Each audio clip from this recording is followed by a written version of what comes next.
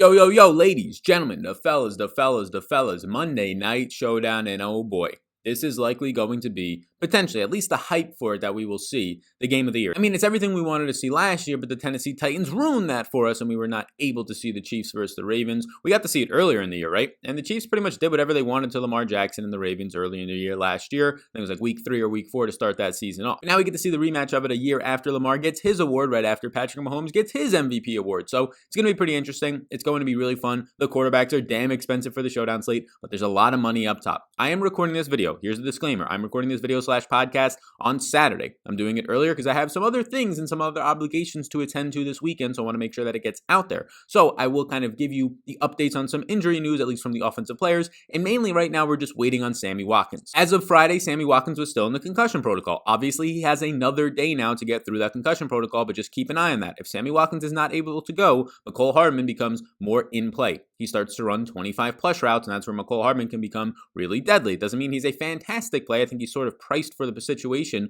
but if there's no Sammy Watkins, well then yes, obviously Mecole Hardman becomes a better play at that point, and don't play Sammy Watkins, because depending on when you're watching this, it might be ruled out that Sammy Watkins is not going to clear the concussion protocol in time, and then you might be saying, Sal, why do you have him as an interest and no Mecole Hardman? That's why. There you go. So welcome, ladies, gentlemen, fellas. Appreciate you all being here. There's going to be a lot of new people who see this. About 100 to 150 for the first 2 weeks are subscribing through these showdown videos, so welcome. If you are new here, and if you are a returning subscriber, I hope you are having a fantastic day. Please do take a second of your time, if you would, hit the like button on this video. It allows it to reach a little bit more people. There's a little bit more juice to the YouTube algorithms. And then also hit the big old subscribe button that's popping up. I really do appreciate that. On the podcast version, if you want a chance to win $50 Rooskies, you don't even have to put any money in. It's not a raffle, nothing like that. All you got to do is going to be a giveaway to one person that leaves a review and a rating. 5 stars rating and review, and subscribes to the podcast. It all takes literally 30 to 60 seconds of your time. You hit one button, you say something nice about the show in a sentence or two. Appreciate that in advance. Get you into a giveaway for $50. Today's sponsor of the show, Monkey Knife Fight. I'm going to be going over some Monkey Knife Fight props that I actually like today, and one bet that I actually like, and I'm going to be looking at for the Monday night games between these quarterbacks. But Monkey Knife Fight is going to give my users and my viewers in this community right here a 100% deposit match up to $50. So if you want a 100% deposit match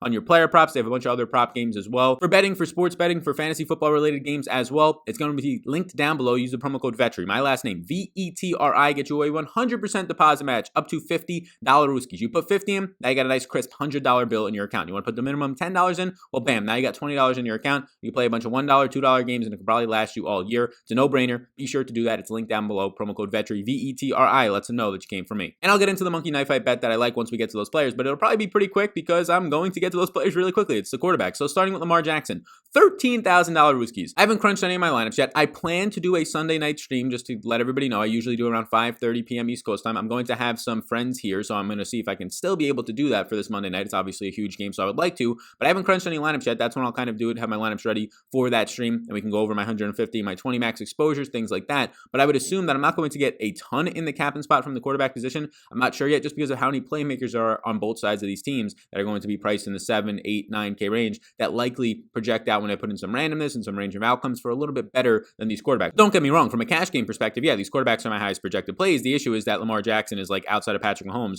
$3,000 more than anybody else, and outside of Travis Kelce, he's $4,000 more than anybody else. And you can say the same thing about Mahomes, just take off $1,000. So they're expensive. They're a little bit restrictive. But Lamar Jackson gets KC. KC through 2 weeks is 13th in pressure rates and 24th in coverage. Lamar Jackson has attempted 24.5 passes per game, just 4 deep attempts, and all 4 of those deep attempts have gone to Marquise Hollywood Brown. Now they're number 31 out of 32 teams in passing plays. And this is a trend we saw last year. They were number 1 in running plays per game, but they were dead last in passing games, 32nd. So far this year, 31st. They're sticking to that trend. 240 yards passing per game, a 9.8 yards per attempt is number 1 in the league. He led the league last year. He remains extremely efficient. The MVP Lamar Jackson, number 2 true passer rating, which is a stat that Ryan Tannehill led last year, and he's rushed for 23 times on the ground, but just 99 yards. He's kind of been bottled up on the ground so far, but now he gets a KC run defense that has struggled for years against the run. I will have interest in Lamar Jackson, and right now on Monkey Knife Fight, his prop, his more or less for passing yards, is 240.5. I am going to take, drumroll please, the first part of this Lamar Jackson and Patrick Mahomes wager here, the over-under, the more or less, is the under. I have Lamar Jackson right now for 217.9 passing yards, so I will take the under on that one. I think he gets a little bit more rushing yards in this one, so 240.5, take the under on that one in my opinion. Next up, Patrick Mahomes comes in at $12,000 Rooskies. Look, $13,000 Rooskies is a lot. You need Lamar to get things done on the ground. You need him to have that 4-touchdown game, or at least multiple touchdowns on the ground, or like a 60, 70, 80-plus yard rushing day. Right? You need a big game out of him.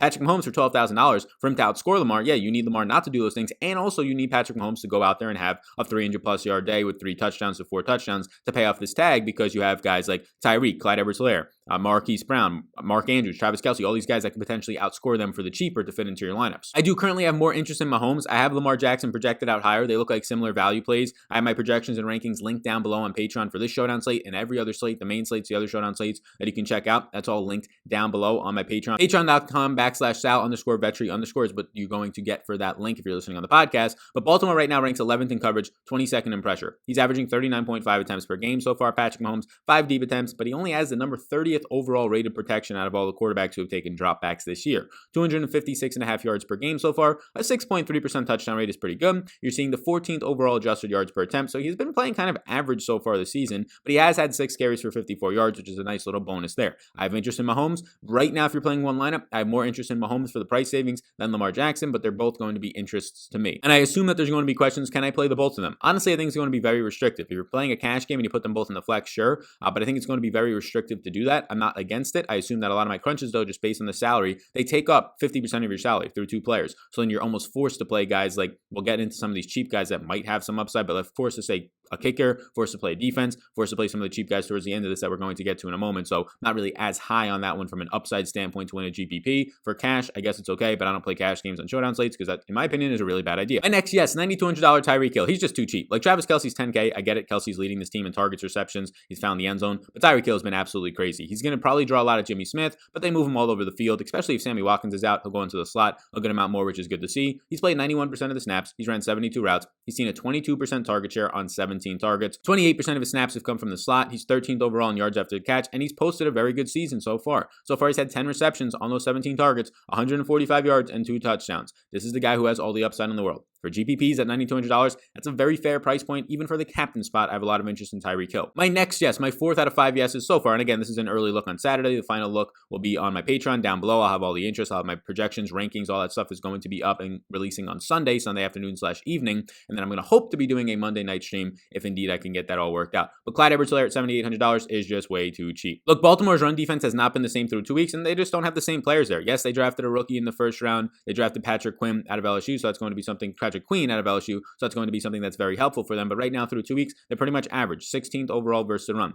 So 67% of the snaps so far for Clyde Edwards-Helaire. He's seen 74% of the opportunity share. 45 opportunities in 2 weeks, 35 attempts and 10 targets. That's very good. He's seen 11 red zone touches. That's very good. He saw 6 in week 1. He saw 5 last week. So he's getting a lot of usage there. And he's ran 40 routes, which is also pretty quality. We like to see that number maybe go a little bit higher, 20 per week, and maybe we can get to 25 per week. But we won't be too greedy yet. He's had 6 catches on a 13% target share, 4.8 yards per carry, and 13 evaded tackles. The rookie has been very good. He's just gone stonewalled by the red zone a couple of times. Outside of that, he's been pretty solid. $7,800 for a guy who is probably going to see 20 opportunities. We'll probably see 15 carries and the opportunity for 5+ receptions. Yes, I like that a lot. In this one, they're going to come in as underdogs, but he's obviously a game flow independent back. I should call that out as well. The team total right now for Kansas City, 25.25. The team total for Baltimore, 28.75. And my 5th and final yes for this early look right now is Miles Boykin, $3,400 for the Baltimore Ravens. He is currently 2nd on this team, even ahead of Mark Andrews in routes run. He's only behind Marquise Hollywood Brown, and the crazy part, he's only $3,400. He's cheaper than Willie Snead, who he's seeing a lot more usage than right now. $3,400 is a price point below kickers. It's a defensive price point right now for a guy who's ran right now 44 routes. So he's running 22 routes a week. He's played 71% of the snaps, and he's seen 9 targets. This guy's seeing a 19% target share. Imagine if Lamar in this game just has to throw a little bit more than just 24 times per game. If Lamar throws 30 or 32 times per game, and you're going to get close to a 20% target share, and in this game you're going to see 6-7 targets at $3,400, I'm not saying that's definitely going to happen. I have him projected for like 4.5 targets, but that's still very good. Now his matchup against Fenton, I'm sure he's going to see that matchup as well on the outside, more so than not compared to Hollywood Brown. Just by the way that the size and athleticism, Miles Boykin as his athletic freak is going to match up here, but this is a really good DFS play in my opinion. Not sure if I want to go to the captain spot for him, but I'm not totally against it at $3,400, so you can squeeze in maybe both the quarterbacks. It might open that up for you. 10.7 yards per reception. He's had 7 catches for 75 yards so far in the season, so what you're getting out of him is averaging 7 fantasy points per game. And I'll do a little bit of a peek behind the curtain for the projections that I have on Patreon. Again, link down below, patreon.com/Sal_Vetri_. I have him for 7.4 fantasy points. That makes him look like one of the better value plays in the slate that actually has some sort of upside related to the fantasy points and the value. So he is my fifth and final yes for right now. I'll also call out to finish up the Monkey Knife Fight prop. We already had Lamar Jackson's under. If you go over there's going to be now to finish up that bet. You have to pick two of it and get them both correctly to 3x your buy-in, which is a very good way to go about that in terms of a parlay sense.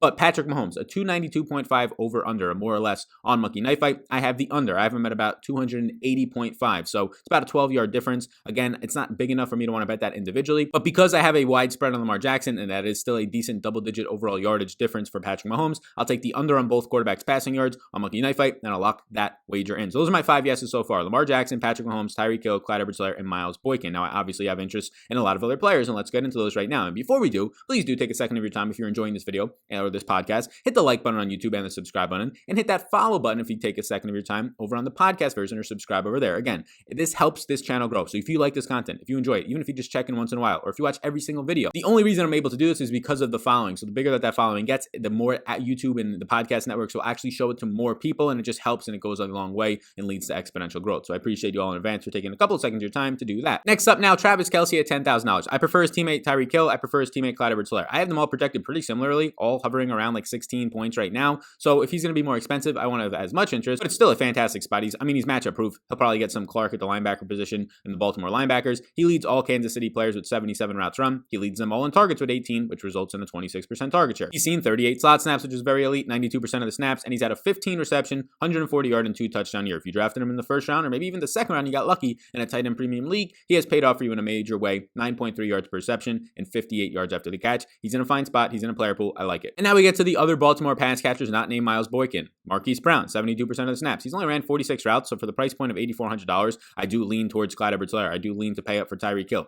Those types of things. So I do prefer the Chiefs players, especially if they're going to have to play from behind, compared to these Baltimore guys, because I don't know if the volume's there. But he's seen 100% of Lamar's deep targets. All 4 of Lamar's deep targets of 20-plus yards, a stat by Pro Football Focus, has gone to Marquise Brown. He's seen 14.3 yards per reception, which is a very meh metric. He's 14th overall in separation, and so far this year, he's probably going to see Snead in this matchup, but so far this year, he's had 10 receptions for 143 yards. Leaves a lot to be desired. At this price point, he probably has to find the end zone or have a really huge game on the outside, and we know that it hasn't in him. I mean, we saw it in his first game ever against Miami, but I'm not really sure I want to pay this price tag for it more times than not, especially if you're only playing one lineup. I would actually prefer his teammate, who's a little bit cheaper, and Mark Andrews. Doesn't run as many routes, has just ran 41 routes on the year, but it's close, right? 5 less routes. He's seen 9 targets so far in the year, a 19% target share, 40% slot snaps, but the big thing, he's seen 5 red zone looks, which leads all tight ends so far this year with 5 red zone targets, and he's resulted in 2 of those being touchdowns on the season. 6 catches, 87 yards, and 2 touchdowns. I do prefer Mark Andrews as of right now to Hollywood Brown for the price savings, and also just the red zone usage and upside there for the touchdowns on a showdown slate. Next up is Mark Ingram. I would assume I'm not going to get a lot of Mark Ingram, to be completely honest with you. Last week, he took this backfield back over a little bit. He played on 46% of the snaps. It led the backfield. He saw 11 touches. He's seen 6 red zone touches on the year, and he's ran 12 routes on the year, leading to 2 receptions. And so far, this Baltimore team, as it was last year, has the #1 game script for running backs in terms of leading or being in neutral situations